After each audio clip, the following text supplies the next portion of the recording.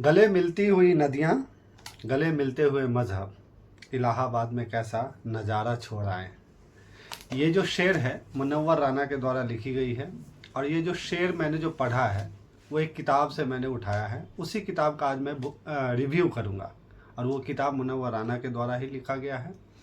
ये किताब खासकर हमारे देश में जब आज़ादी हुआ था 1947 में, और आज़ादी के बाद जो देश का विभाजन होता है और विभाजन के बाद जो लोग पलायन करते हैं पाकिस्तान से हिंदुस्तान की तरफ और हिंदुस्तान से पाकिस्तान की तरफ, तो उसी दास्तान और उसी कष्ट और उसी एक जो बहुत ही शरणार्थी की जो बहुत सारी प्रॉब्लम हो गई थी, उसी दास्तान को बयां करते हुए एक किताब लिखी गई मुनव्वर राना के द्वारा।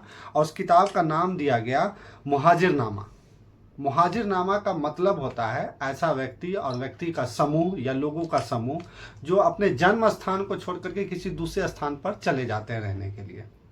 इसको आप किसी भी चीज़ से जोड़ सकते हैं। जैसे एक लड़की की शादी होती है, जन्म स्थान को छोड़ करके किसी दूसरे स्थान पर चली जाती है।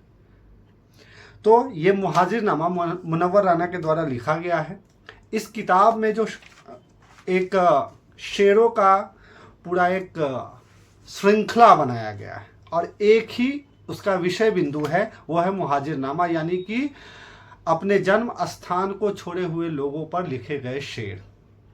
और ये जो इसमें जितनी भी शेरें लिखी गई है वो सभी शेर उस समय के सिचुएशन को, लोगों की वेदना को, लोगों के आत्मा को, जो उस समय जो लोग फील कर रहे थे उस चीज़ को बयां करता है।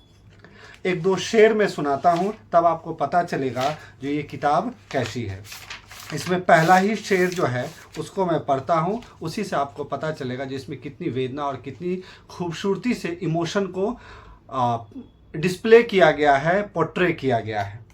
तो शेर यूँ है, बसी थी जिसमें खुशबू मेरी अम्मा की जवानी की, वो चादर छोड़ आए हैं, वो तकिया छोड़ आए हैं। और भी कुछ शेर हैं, जैसे हरे होंगे अभी तक पेड़ वो सारे गुलिस्तां के, हरे होंगे अभी तक पेड़ वो सारे गुलिस्तां के, बदन पर जिनके हम एक नाम लिखा छोड़ आए हैं।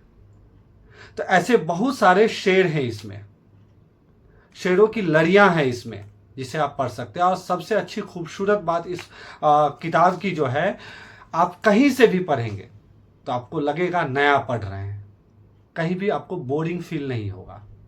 एक नया इमोशन, एक नया भाव आपको दिखेगा और आप पढ़ते ही 1947 के वक्त में चले जाएंगे जब देश आज़ाद हुआ और उस समय लोग अपनी दिक्कतों से जूझ रहे थे, स्ट्रगल कर रहे थे, यहाँ से वहाँ भाग रहे थे, दंगा हो रहा था, लोग मर रहे थे। उन सारी वेदनाओं को इसमें व्यक्त किया गया है।